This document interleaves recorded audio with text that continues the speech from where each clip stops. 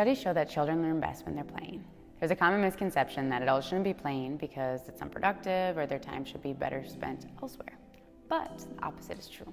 Playing unlocks a part of your brain that makes you more creative, makes you more engaged, makes you willing and more able to sustain difficult challenges and learn new skills. The sport is physically and emotionally taxing as Muay Thai. It's so important to be able to disguise repetition and learn all different modalities.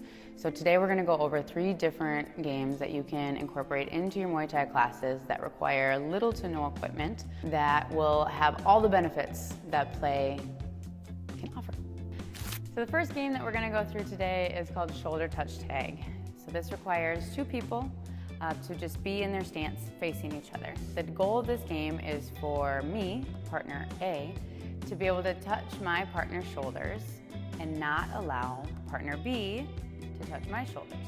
So we're in our stance, we're working head movement, we can work our foot movement, we're blocking, we're turning, we're rolling. You can make this more difficult by telling them to double up on tags. You can make it more difficult by having a person with the most tags at the end, their partner has to do burpees.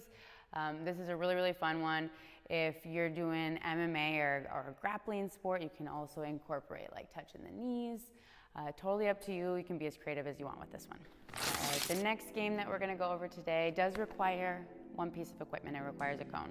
So again, it's just 2 partners. They're going to face each other with the cone in the middle. I often have them start at the cone and then take 2 big steps away, but depending on the space of your facility, you can make that judgment. And then the coach is just going to call off different exercises, different movements that each person has to do. So for example, you can have them do jumping jacks or running in place, or if you want to make it more fight specific, you can have them shadow box, or you can have them do fast punches, so on and so forth. And then whenever the coach yells go, they have to race for the cone. The first person to get the cone wins. The other person has some sort of punishment, burpees, that kind of thing. You can keep it basic, jumping jacks, exercises, things like that, or you can make it more fight specific and adding your shadow boxes, your knees. Get as creative as you want. All right, the last game we're going to go over today requires no equipment. However, it does require some sort of a barrier or a border. So if you have zebra or Fuji mats that have the lines in between, or if you have any kind of color, or you could even put a piece of tape down on the ground, whatever you need to do. Partner A is going to be on one side of the barrier, and partner B will be on the other side. The goal behind this game is cutting off the ring, kind of controlling the space. So partner A is trying to trying to cross into the partner B's barrier, right?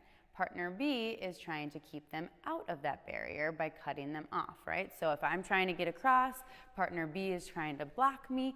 The first round of the game, we usually say no touching, right? So we just are using our footwork only. I'm trying to angle and cross into the space. If I get into the space, we switch. Or you can just have partner A be in that role the whole time, and then you can switch at some point. To make it more difficult, you can add punching or kicking into the mix, clinching into the mix you can. But the entire idea is that I want to get into that space, and they don't want me to get into that space. You can also do it opposite. So partner B, let's say that my back is against the ropes, is trying to get off the ropes, and partner A is trying to keep me on the ropes. So I'm working on angling onto the other side there. So it works both ways.